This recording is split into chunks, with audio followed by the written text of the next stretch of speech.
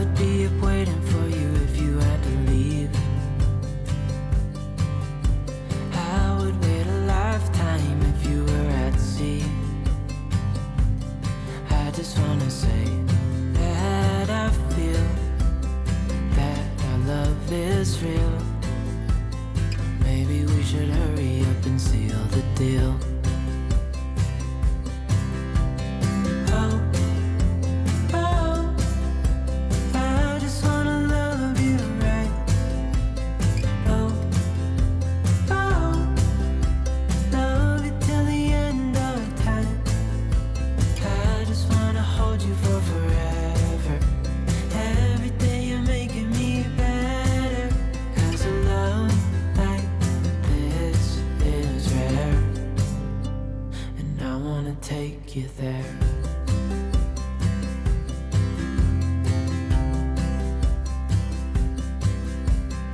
I would give it all away to do it all again. Make our love a story that would never end. Never thought I'd feel so alive, looking in your eyes. I just wanna love you till the day I die. Oh, oh, I just wanna love you right. Oh, oh, love you till the end of time. I just wanna hold you for forever. Every day you're making me better. 'Cause a love like this is rare. And I wanna take you there. If I'm gonna love somebody, I just wanna love you. If I'm gonna love somebody, I just wanna love you. If I'm gonna love somebody, I just wanna love you.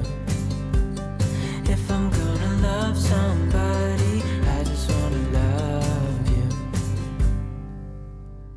Oh, oh, I just wanna love you right. Oh, oh, love you till the end of time. I just wanna hold you for forever. Every day you're making me better.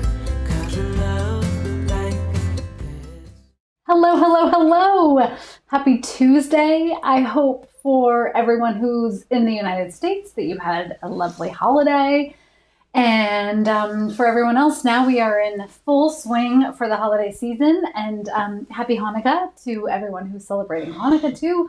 So many good things. So many good things are going on. I love it. It just brings me such delight to see everyone's faces and names. And hello, my cozy crew. I'm so excited to be back with you. So, as many of you know, today is Giving Tuesday, and there are so many worthy nonprofits and charities that I think I personally give to, and I think are worthy of all of our time and donations. But tonight I wanted to focus on something that's very unique to the Rogue Valley. I just discovered that this has finger pockets, so now I'm going to end up playing with that. Of course it does. Someone awesome bought that for you. Someone awesome bought this for me. This is a total segue before we get back to Giving Tuesday. But my niece was here for Thanksgiving. Both of my nieces were here. Two of my nieces were here, I should say. And she is big into the fidgets. The fidgets are like next level. She probably had, I don't know, like 40 of them and all these different things, but it's basically like bubble wrap for kids. I don't know if you all know about the fidgets, but they're very addictive. So now I'm going to be doing that with my sleeves. Great. I'm going to sit on my hands. Anyway, I kind of racked my brain in terms of what I wanted to focus on tonight, because there are so many nonprofits and charities that are near and dear to my heart. For many of you probably already know that I spent quite a few years working for the Alzheimer's Association, that's a cause that is really important to me. I lost my mom to young onset, so many things. But tonight I thought I would try to find a way to tie in my writing and the bake shop and what would happen, fictionally speaking, in Jules's world. And so that's kind of the theme of tonight. And then I have a bunch of fun teasers and surprises and good stuff to share with you all first. Lori, I kept my daughter's fidget spinner to play with. I know, I need one. And then we were totally talking about like, what do teachers do? I can't even imagine in the classroom. Well, yeah. I think there's a lot of people are asking about if these are fidget spinners, and while they can be fidget spinners, it's not just a fidget spinner. Evolved from yes, that. It's been an evolution. Popping, it's like bubble. It's like permanent bubble wrap. But not quite so loud, but you pop them right. all and then they pop back. And what else? I mean, there were like these ones that stick to the wall and then squishies and it's a lot. It's a whole lot. It's like a whole bag just for the fidgets. So great. In any event, it's marbles and mesh. Yeah, like, yes, totally, Amanda. And then like some of the squishy bags, like with gel. One of the things that you like, I remember back in the day where you used to toss the sticky spiders on the wall and watch them crawl down, like some stuff like that. Yeah. Sue, I'm with you. Like, they're totally addictive. Karen, you work in special ed. And yes, of course you know about fidgets. Me too. So my first part of my career was in early intervention and special education.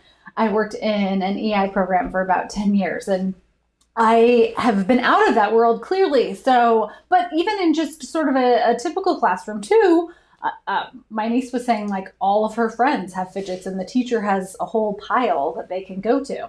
Oh yeah, hi Beach Bum, of course. Yes, please mention the holiday swap. We're gonna do that on December 8th. Is that right? I have my calendar over there. Please tell me if I'm wrong. We're gonna do a live Cozy Mystery holiday recipe swap over on Beach Bum Bookworm's YouTube channel with 3 or 4 other cozy authors. It's going to be so much fun. We're going to talk holiday cooking and baking, and correct me if I'm wrong about that date. I need to share that out.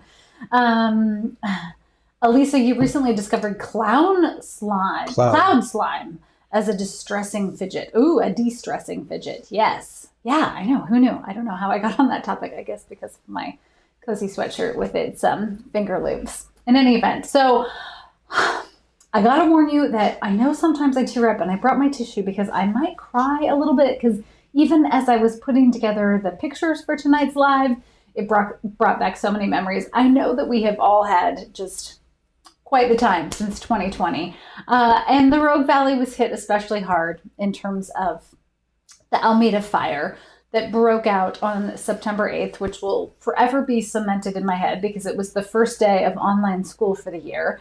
And Sky Guy, our kiddo, was in the kitchen, in the dining room, doing online school that morning. And his teachers and classmates kept popping off the Zoom and saying, I gotta go. And then our phones started blowing up with evacuation notices as the fire broke out and ended up destroying a large portion of the Rogue Valley. So tonight we're going to kind of take a little trip back in time, and then I'm going to talk about some of just the most incredibly positive, incredible things that have come out of this disaster, and something that Jules and the team at Torte would definitely be part of. So the Almeda fire, like I said, it started on September 8th. It was a particularly windy day here in the Rogue Valley, throughout the entire state, and actually like Northern California all the way up to Washington, and I think even into northern British Columbia, or southern British Columbia, Vancouver, BC. And so there had been red flag warnings. We have been experiencing really hot and dry summers for a long period of time, and wildfires are always a potential issue, but this was a particularly windy day. And what happens is the wind funnels through the valley because we're between two mountains, like I talk about all the time in the series, and the wind just whips through the valley. So that day, that's exactly what happened. The fire broke out. Oh, sorry. That's you. Yeah. I forgot. You're doing this part. So yeah, okay. These are some of the numbers that are just staggering. 42,000 people were displaced. 2,400 homes were burned. And 70% of families in the local school district lost their homes to the fire. I mean, it's staggering to think about. And this was September of 2020. So we were already sort of in the height of everything that had happened with COVID.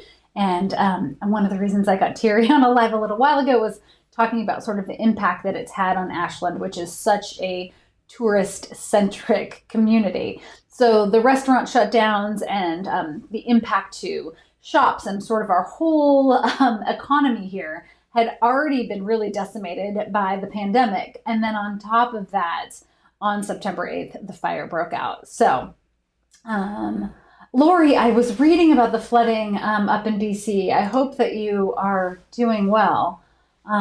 So scary.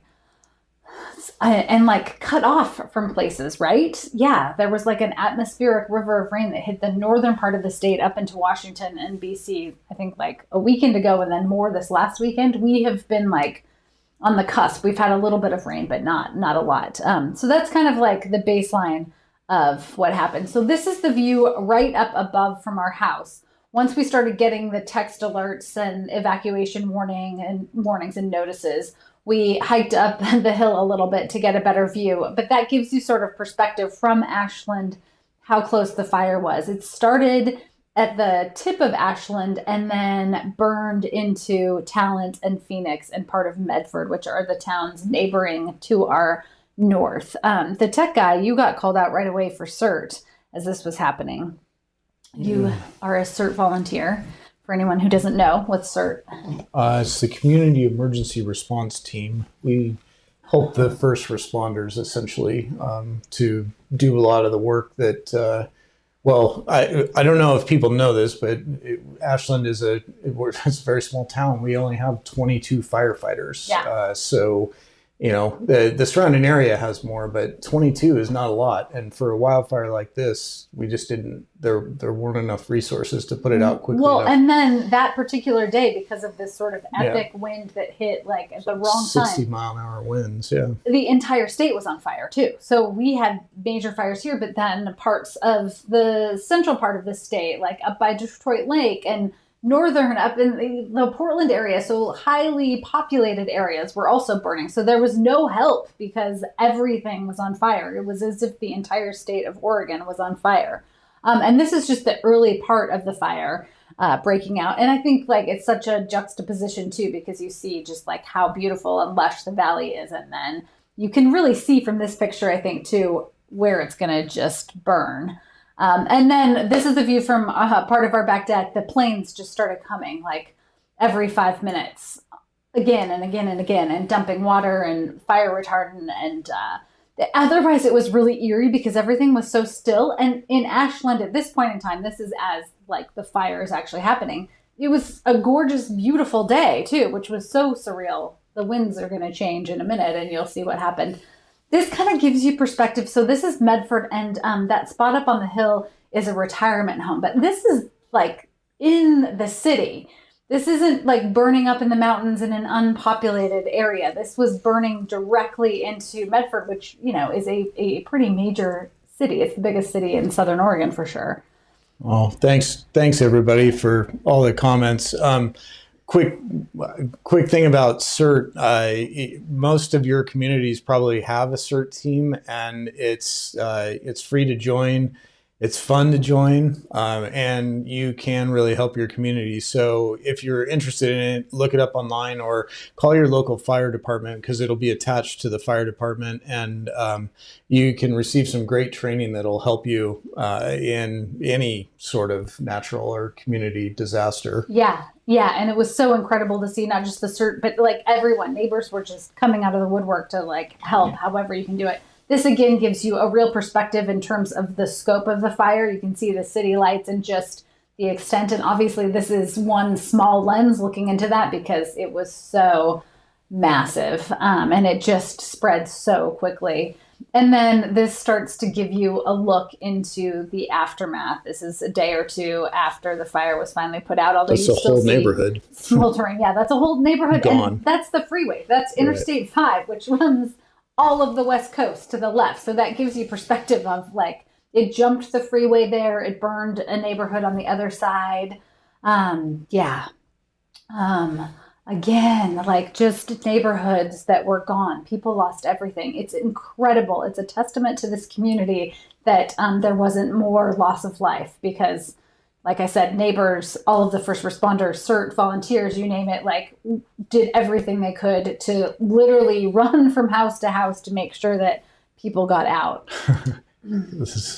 What's that? I don't know, Michelle. Are you picking up some of that? Yeah, totally. The tech guy may be the inspiration for Thomas. He always asks who the inspiration for Carlos is, though, that right? I You're know. curious about that. Yeah, I don't know. He just came to me. Yeah. So sad, to see like that level of a foundation and the chimney still standing and everything else was just gone. Oh, this one gets me every time. Just that you see the garden art and the beauty. This is Downtown Talent. So one of the smaller theaters. I talk all the time in the series about how Ashland and the surrounding Rogue Valley is such a mecca for artists and theater lovers of all kinds. So there are tons of also smaller theaters, along with, of course, OSF, which is like, the big show in town. But this is the Talent Theater, Camelot, just right across the street from that. So we're talking like a cute little downtown area that is just completely burned. Well, and we don't really have pictures that do it justice, but what would happen is one structure would catch on fire and the winds would blow embers across the street. So while fire crews were busy trying to save one neighborhood, another one would catch on fire, and suddenly they were overwhelmed instantly. And I mean, there were so many like brave men and women that came in from surrounding communities, first responders, firefighters, and ODF and everybody, but they just, it was just too much. Too much. That kind of gives you perspective of, again, this is like the view from the freeway looking out into it. And then, of course, just the smoke. There's the sun. That's the sun. That's the sun. Exactly. Driving as far as you could see. This is my dad, who we met a while ago on our Shakespeare school, and Sky Guy, our kiddo. And this was our favorite donut shop. It's been around forever. Puck's, of course, Puck's, because come on, Shakespeare. That's what it looked like pre-fire. And then that's what it looked like after the fire. The whole thing gone. Although somehow the magic donuts box get a little singed, but standing, which is incredible to me. I've heard that they're going to try to rebuild, so we miss our donuts. We miss our pucks. Oh, yeah, I know, Lynn, and all the wildlife, too, that had no place to escape. That was... unfortunately, we won't show those pictures because it was horrible. Okay, but, so, obviously, it does. It does. What...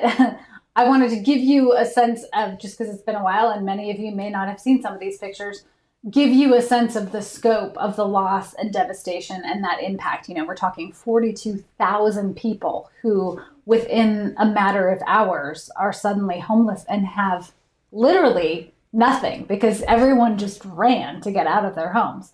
So, major, major loss throughout the entire area. And as I mentioned, the rest of the state is burning. And in that process, the most incredible thing happened, and everyone, this is where I'm going to start to cry, everyone came out of the woodwork, I kid you not. One of the things that spawned from that almost immediately was a nonprofit called Rogue Food Unites, and that's what I want our Tuesday Giving Live to focus on because... Wait. Oh, yeah, go ahead. Because they did this. Because they did this. Since September 8th, they have served 930,000 meals, almost 1 million meals. They immediately coordinate. Oh, here we go. They've raised almost $500,000. Their ultimate goal is to raise $1.5 million because here's the thing. They are still serving meals. There are still so many members of the community who are displaced. When you drive around, building now is starting to happen. The cleanup is still in process, but a lot of the cleanup has been kind of in the latter stages, I would say. So you're seeing like those neighborhoods that were decimated. FEMA came in and more volunteers and, of course, hazmat crews because there's lots of horrible stuff in all that debris, came in and cleaned up those sites. So now we're just starting to see the building happen. But amongst all of that, there are also trailers and temporary housing throughout the valley. And there was already a housing crisis and emergency because rent and housing prices have skyrocketed in the last 10 or so years. And housing was scarce to begin with. So, there's their Facebook page. Thank you. And after the live, we'll share links right out to where you can go. They've partnered with the United Way. So just put it in the comments. Oh, too. perfect. If you're so inclined to donate, you can do that directly through their Facebook or their website. And then it comes through the United Way. So what they did immediately was they partnered with restaurants. They saw this need, right? This enormous need. And there was also this previous need of all of these restaurants that typically have tourists coming nonstop in the summer, in the busy months, like I talk about in the Bakeshop Mysteries. It's impossible to get a table. But because of the pandemic, all of those restaurants had been hurting anyway. So their concept was, hey, we can do two good things. We can employ these restaurant staff and, the chefs and the cooks and the servers, and we can feed the community. So what they've done is they've partnered with every single local restaurant. And I kid you not, if you go to Rogue Food Unite's page and you look at the list of restaurants, it's endless. It's incredible to me. And so they said, okay, with all the money that we'll raise, we'll pay the restaurants to make and prep and deliver the meals. And then they use volunteers. Our family volunteered quite a few times to hand out the meals at places. Initially, a lot of families were put up in hotels. So they would come down from their hotel and get a hot meal twice a day. Well, and these restaurants, they didn't make PB&Js. Was like primo food. I mean, they were making stuff off their menus for people, which was amazing. They came up with, these when we were handing these things out, it was a few times we were just like, "Whoa, this smells really, really good." Like all the extras, they would bring like hot, fresh baked cookies for the kids. Yeah. I mean, for everybody, but the kids would come down and say like, "Oh, could I take two?" And of course we're like, "Take them all. Yes, they're all yours." So like such an incredible concept because they're going to put restaurant workers back to work. They're going to make the food. They are also coordinating with farmers to donate, product and food like that. And then they get those food boxes out to the community. And then every day it's a different restaurant for lunch and for dinner. And this has been going on since September 8th of 2020. They're still serving meals to the community. And I mean, this gives you a sense of just how massive this effort has been. Yeah.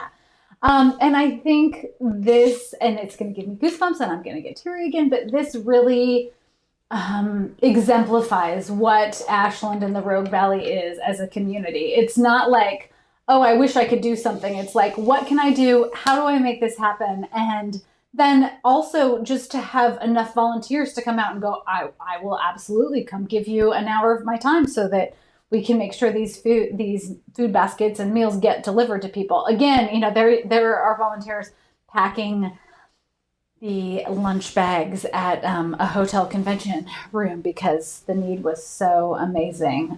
This gives you like fresh, so you're not just getting like the tech guy's saying, like, especially if you've been living in a hotel then for months on end and you have nothing. The last thing I know, even when we go, on vacation for a day or two after you've had a lot of restaurant food out, you're like, I just want like a fresh salad. So making sure there are like. Yeah, everybody think back to the last time you went on vacation and now imagine staying in that room that you stayed in for 3 or 4 nights with 6 to 8 people for 2 months. Yeah. It's incredible to think about. Yeah.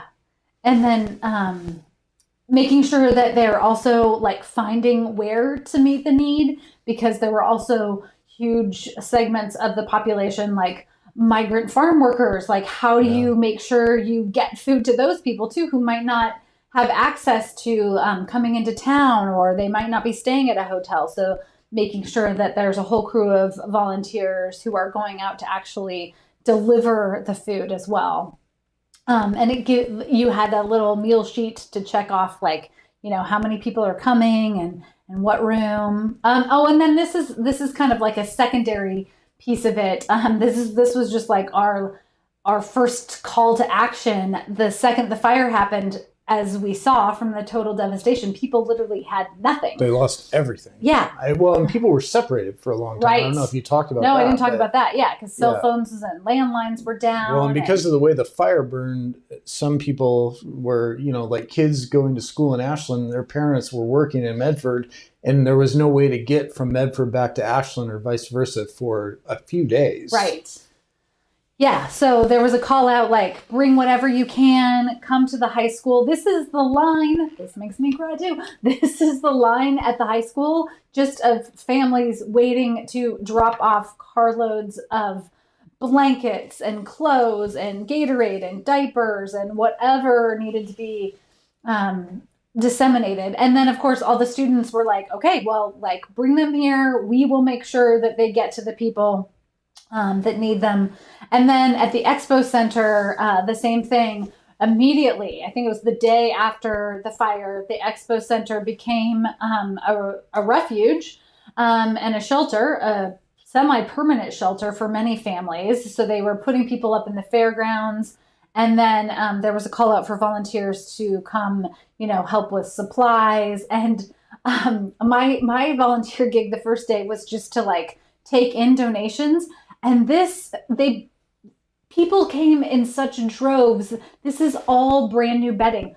Target, like every major big box store, every small store, everything was sold out because so many people just went and said, okay, I'll take every single blanket. I'll get every single tent. Like, we couldn't keep up with just trying to sort the donations. Oh yeah. Did I have one that I skipped before that? No. Okay. This gives you a sense of air quality throughout the entire state of Oregon. Obviously, that deep, deep maroon is not where you want to be. Hazardous air, you're breathing that in. It's COVID and everybody's lost everything. And then these families are staying in tents outside in that smoke. So, the Red Cross was there and put everybody up inside that they could. But there wasn't enough space. So people... Because we're in the middle of a pandemic. Yeah, right. Well, and even just without the pandemic, there physically wasn't enough space. So, but I feel like what, out of that just horrificness, what became so highlighted for me was that sense of community. And I know that many of you have read my books. And for myself, I write a fictional slant on the real Ashland in Southern Oregon. But this experience, more so than anything else, solidified the fact that commitment to community is in no way, shape, or form fictionalized. And there is absolutely nothing that I could write on the page that gives the true level of experience in terms of how much support came out and came together and is still there, which is why I think Rogue Food Unites is such an incredible program on every level. That you're working to employ everyone who's been displaced by the pandemic, and then you're feeding families who've been displaced by the fire. Like, such a symbiotic marriage, and I know it's what Jules would do too. And for days and weeks after the fire, all of the coffee shops and restaurants in town were same thing, just feeding people who would come through the doors. It's like, do you need a coffee? We've got Wi-Fi. Like, we'll give you all the pizza. Like, Paddington, one of my favorite stores here in Ashland, was giving out blankets and toiletries and warm, cozy socks. Like, there was not a small business in town that wasn't just pouring out their hearts in this process. So despite, the sadness and the ongoing rebuilding that's happening, I'm so just humbled to be part of a community. And I think, that I hope at the end of the day, and that the spirit of this season is this idea that despite our differences, when things like this happen, that we are going to rally together to support each other in every way, shape, or form. So if you are feeling so inclined, I would love it if you would check out Rogue Food Unites. The links are here. I will share them out again, or anything else like that that you have in your local community too. It's just so amazing. Yeah, Chris, it is amazing to see how people come together in an emergency. I wish it wasn't always an emergency that, sort of prompted that, but it's magnificent to see. And it's incredible to me that that spirit is continuing and that they're still doing all of that hard work, that it hasn't just stopped. It's like, oh, that was a disaster for a week or so, and then the smoke cleared and everybody was forgotten. That's definitely not the case. The real work is just beginning, which is one of the reasons I wanted to focus on this tonight too, because I think, in those moments of disaster, it's like national headlines and news, and then it sort of gets pushed down, and people forget. But that's definitely not the case here. The community is still coming out to make sure that houses are getting rebuilt, that people are still being fed, that needs are being met, all of the above. So I made it through and I didn't sob as much as I thought. That's pretty good. I know. I'm surprised. I'll probably cry again later. All right. Oh, nope. I'll get to that in a second. So shifting gears. Oh wait, Anna Louise says yes, it is like what I think happened in Hurricane Katrina. I didn't get to experience that obviously firsthand. I didn't experience that firsthand, but yes, I think there's something about that when disaster hits and everybody's just like, okay, we're going to rally together and make that happen. That one, yeah. I know, Lynn, we need a little restoration of faith in humanity, right? That at the end of the day, yeah, we're going to find a way to take care of ourselves. I don't believe that the fire is going to work its way into the series, nor do I think that the pandemic is going to work its way into the series, because my goal in writing these is just to provide you with a light, easy escape, maybe with, a little side of murder here and there. But I do think that there's probably a deeper sense of community that's going to keep coming through in my writing. It'll be interesting for you to read Bake, Borrow, and Steal, because that book is written right after the fire. Or actually right during the fire, I was working on that book. I'm sure that Jules is probably talking a lot about community solidarity, and now you'll know why. Yeah. Okay, so switching gears, I cannot believe that December is tomorrow. We have so many fun holiday things in store. I wanted to give you all, our Tuesday crew, a sneak peek of Torte's Holiday Sunday Supper. If you've read any of the Bakeshop series, you know that there's almost always a Sunday supper involved.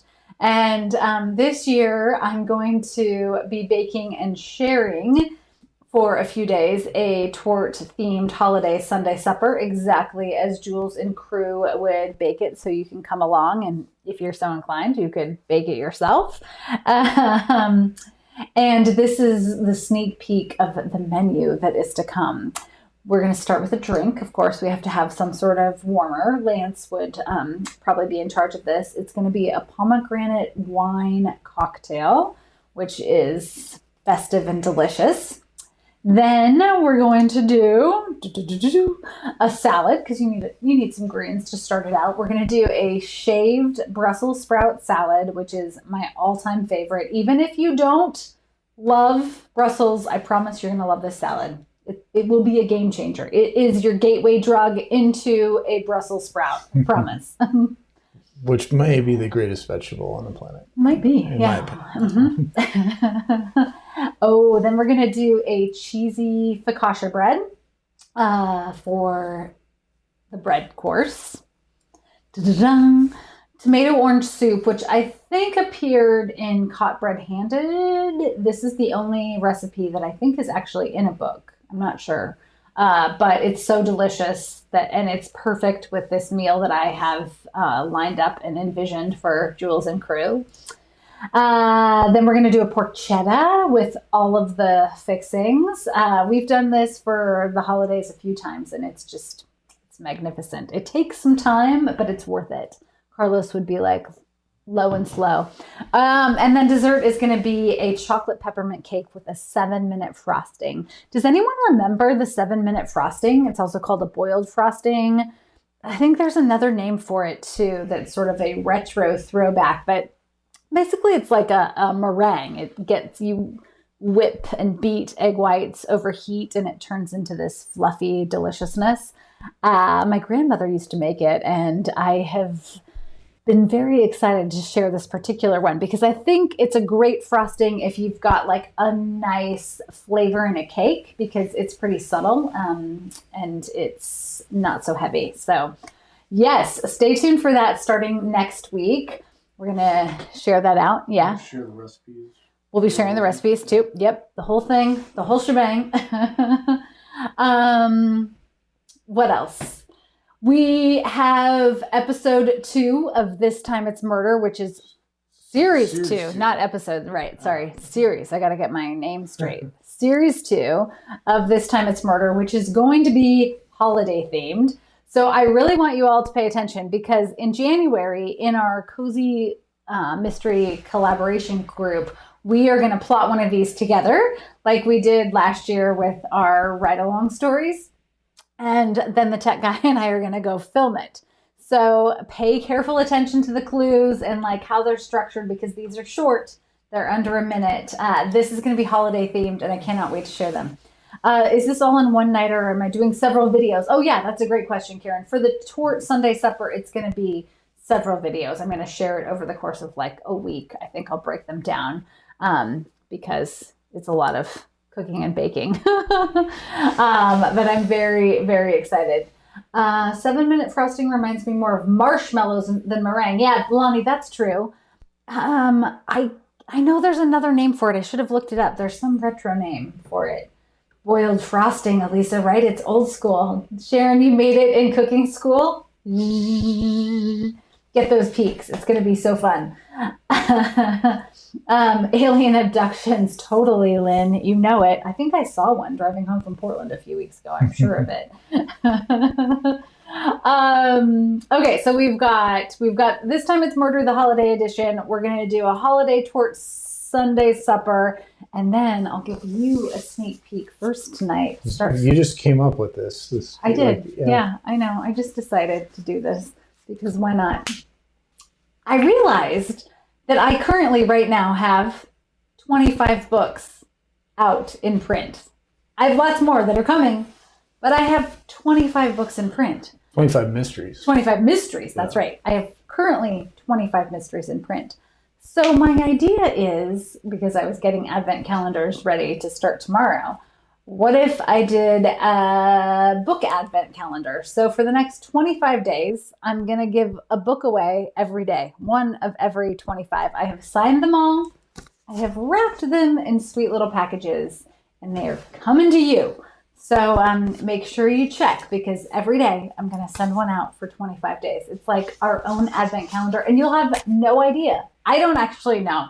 I randomly wrapped them, so I have no idea which book is which. I should have probably put a little note on the back. No, I didn't. I just packaged them all up. I spent my whole afternoon wrapping because why not? It feels like it's Giving Tuesday. I want to give back.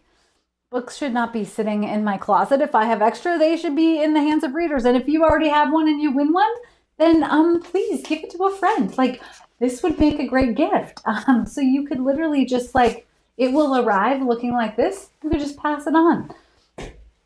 Just an idea. So that's going to be super fun. And then we're going to take a break from the lives for the month until December 28th, which is when Bake, Borrow, and Steal is going to come out. We have a huge launch party planned. There's going to be a major giveaway that you have to be at the live. Oh, do you have it? It's right there. Oh, I don't know if I'm going to ruin my... Don't roll over any corners. I know. Okay. Thanks. Here we go.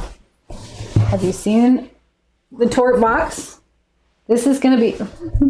You can't get it in the same frame. I can't get it in the same frame. There we go. Better. That is going to be filled with so much bookish awesomeness. I don't know. Awesomeness. I can't think of a better word for it.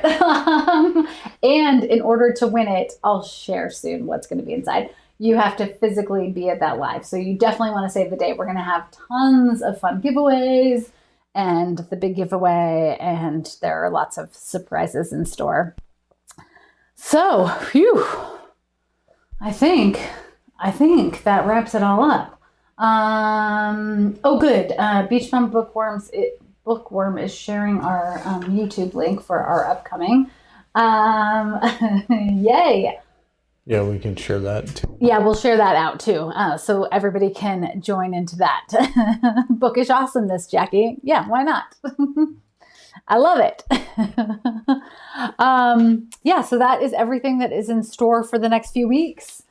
I have loved our Tuesdays this last year, and they have just made my week. I look so forward to them. I am manifesting in 2022 that we're going to find a way to do one of these live and in person. So that's where my energy is going right now. I know it's going to happen. I feel good about it. But in the interim, it's such a delight to get to spend the evening with you. And thank you for coming along on this journey of remembering bad times and also then focusing on the good, which is the slant that I always try to take. My goal is always to try to spread some joy and light in the midst of some sadness, which is also legit. Please check out Rogue Food Unites.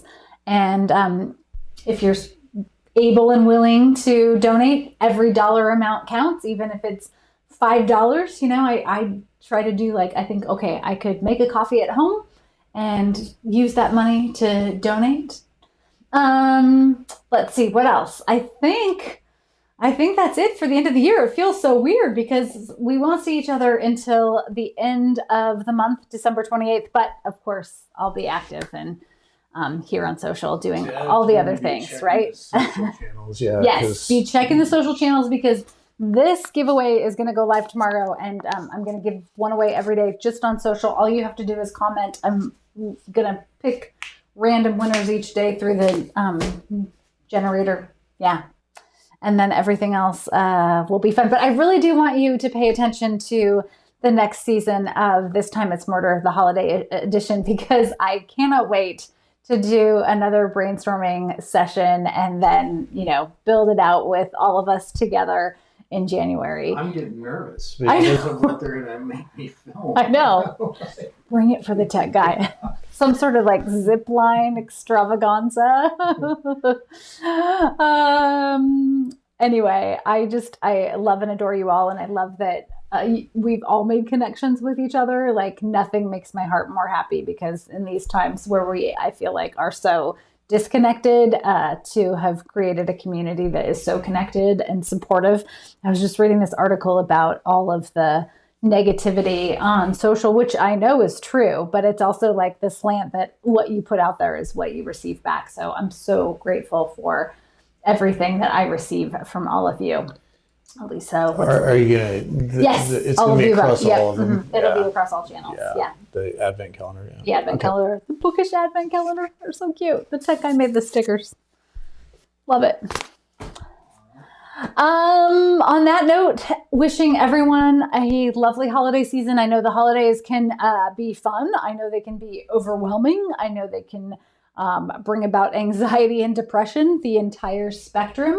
So my wish for you in the weeks ahead is that you find a way to take care of yourself and you carve out some moments of joy, whatever that looks like for you.